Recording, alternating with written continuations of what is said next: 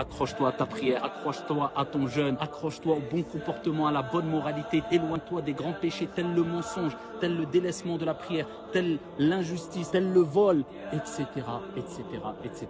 Qu'Allah subhanahu wa ta'ala dissipe nos angoisses, nos soucis et nos tristesses et qu'Allah remplace nos malheurs et nos épreuves par une joie et une félicité ici-bas et dans le delà. Donc si tu veux que les malheurs s'éloignent de toi, si tu veux goûter au bonheur et à la quiétude intérieure, et à la sérénité et à l'apaisement intérieur et extérieur, éloigne-toi au mieux des péchés. Des péchés que tu peux commettre avec tes yeux, avec tes oreilles, avec ta langue. Et à ce moment-là, Allah subhanahu wa ta'ala éloignera de toi les malheurs et les problèmes et les soucis et les angoisses. C'est la première règle à retenir.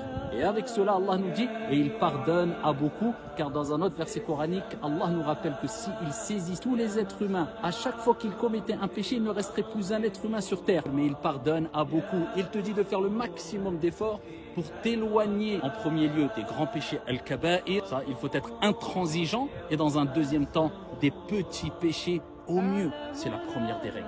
La deuxième des règles, reviens vers ton Seigneur Tabaraka wa Ta'ala qui a dit dans le Coran: et lorsque mes serviteurs t'interrogent sur moi, je suis proche. J'accepte, je réponds à l'invocation de celui qui me demande. Mais Allah subhanahu wa ta'ala nous rappelle qu'il répond à l'invocation de celui qui lui demande. Mais de qui parle-t-il? Au début du verset, il dit: lorsque mes serviteurs t'interrogent sur moi, sois un serviteur d'Allah, sois une servante d'Allah, ya amatallah, ya abdallah. C'est-à-dire, ce sont celles et ceux qui obéissent à Allah subhanahu wa ta'ala. Wallahu a'lam, assalamu alaikum.